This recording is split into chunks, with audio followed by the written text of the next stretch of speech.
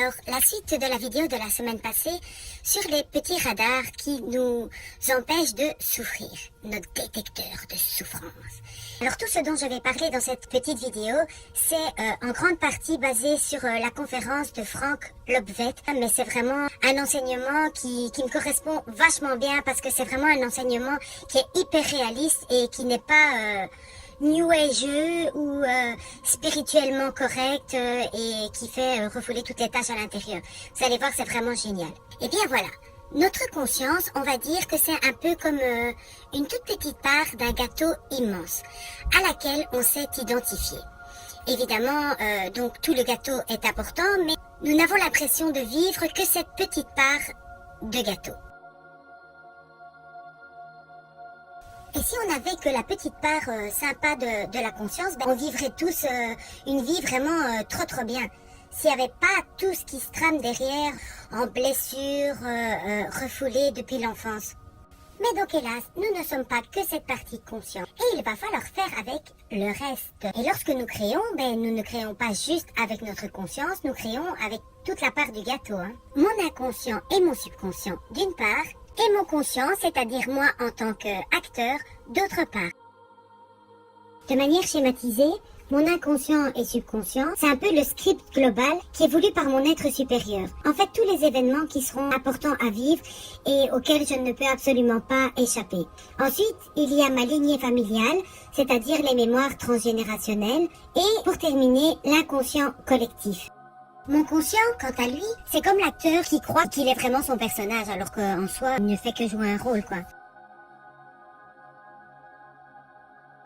Donc le conscient, c'est tout ce qui fait que cette expérience dans ce monde paraît archi-réelle. C'est ce que je vis au quotidien et ce que je dois gérer.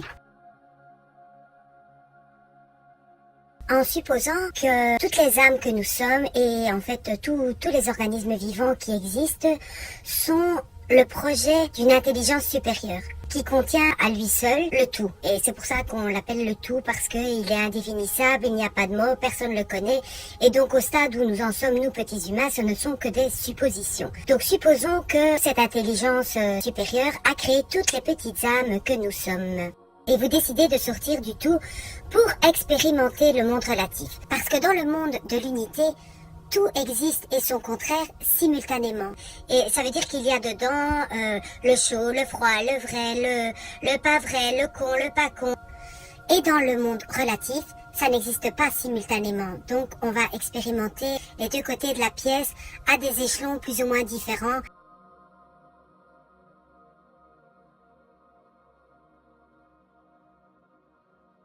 Alors donc cette lumière derrière nous, elle traverse un prisme et ce prisme c'est nous, c'est la tarte complète, conscient, subconscient subconscient et inconscient. Et en fait, elle se projette sur un mur ou sur, je vais dire, un écran, comme dans un film au cinéma en fait. Forcément, comme on est conscient que de notre conscience, le film qui est joué sur cette toile, qui est vachement réel, on croit que c'est nous. En entier. On croit qu'on vit vraiment tout ce qui est projeté sur ce mur. On vit des expériences et nous sommes les acteurs de ce film. Pas toujours cool à vivre, il faut bien l'admettre. Tout ce que vous avez placé comme radar ou comme feu d'artifice au sein de votre petite éponge, rappelez-vous de la vidéo précédente, ça va être placé dans une lentille qui contient en fait votre personnalité vers le monde relatif. Cette lentille est comme un filtre qui modifie l'image de votre être supérieur, comme un acteur qui se déguise pour se mettre dans la peau d'un personnage. D'accord ? Dans le script du film qui va représenter votre histoire sur cette terre, le metteur en scène, c'est vous, mais version plus.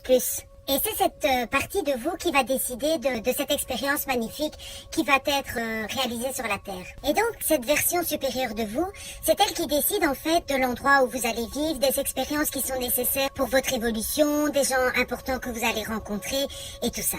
Ce côté metteur en scène qui vous caractérise, parfois il choisit des films vachement noirs dont on préfère zapper ces passages-là parce que franchement c'est pas cool du tout Je préférerais choisir des films d'amour, des films d'aventure, mais des films noirs, franchement, non Mais ce sont des passages obligés afin d'accéder à une meilleure connaissance de soi. On ne peut hélas pas se servir de notre intelligence pour édulcorer nos émotions. tout ce qui est projeté est donc juste contenu dans cette lentille pour former ce beau film, ou pas beau, enfin pour former ce film sur la toile. Donc ce beau rêve que je fais, en croyant dur comme fer que je vis en totalité sur cette planète Terre, proviendrait en fait d'une émanation de moi, voulue lorsque j'étais dans la source où je m'ennuyais faute d'expérience. Donc tout cela, cette expérience qui paraît si réelle, donc passe par un prisme ou une lentille qui contient mes parts inconscientes, ma multidimensionnalité, mon éponge remplie de mes peurs et de mes croyances, ma petite part de conscience, les autres parts de moi-même dans le temps, c'est-à-dire que apparemment il n'y aurait pas de temps, donc toutes mes vies antérieures ou futures seraient en fait simultanées et on aurait contact en fait avec les différentes parts de nous dans le passé ou dans le futur qui en soi ne sont que relatifs pour notre expérience ici. On a aussi ce que je suis venue expérimenter, la pièce qu'on a choisie dont je parlerai juste après. Et ensuite, tout cela fait moi, le petit personnage, qui croit vivre une expérience réelle dans le film de ma vie. Et même si ce n'est qu'un film, purée, c'est quand même vachement réel, hein, parce que moi, si je me casse une jambe sur la toile de mon film, c'est pas comme quand je regarde quelqu'un à la télé qui se casse la gueule et qui a mal. Non, là, je vis vraiment que j'ai ma jambe cassée parce que c'est vraiment une projection réelle qui pourtant est illusoire.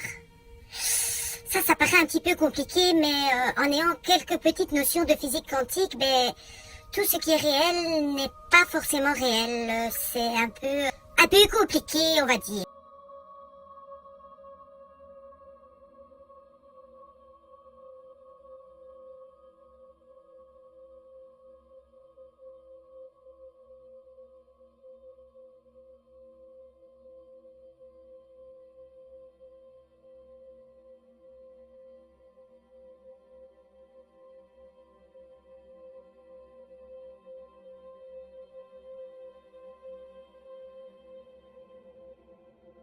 Imaginons que sur ma lentille, j'ai créé « Personne ne me remarque, je suis transparente, chaque fois que je parle, les gens ne m'écoutent pas, ne s'intéressent pas à moi. » Donc, c'est réel ce que je vis. Mais en fait, ce n'est pas que les autres me considèrent comme transparente. C'est juste que ce que j'ai écrit sur ma lentille et cet état de fait, c'est que je suis transparente. Donc, je vais imaginer que les gens ne me voient pas, ne m'écoutent pas, et donc ça va créer ma souffrance, alors qu'en fait, c'est pas les autres les méchants, c'est juste ce que j'ai mis moi sur ma lentille. Et donc, au lieu de me morfondre sur le fait que j'ai une vie de merde ou que je ne sers à rien, que je suis inutile, posons-nous la question de savoir pourquoi est-ce que j'aurais écrit « J'ai une vie de merde, je suis inutile » sur ma lentille. Ça, c'est la vraie question qui va peut-être tout changer. Alors, en me posant cette question très intelligente, j'ai deux choix. Soit je laisse les choses comme ça parce que je n'ai pas la force ni l'envie vraiment intrinsèque de changer ma vie, ou alors je prends de la sannette et je nettoie ma lentille. Ce n'est pas plus compliqué que ça. Enfin, si quand même, il y a quand même des petites choses à mettre en place. Mais pour bien comprendre comment mettre ces choses en place, la suite de ces explications.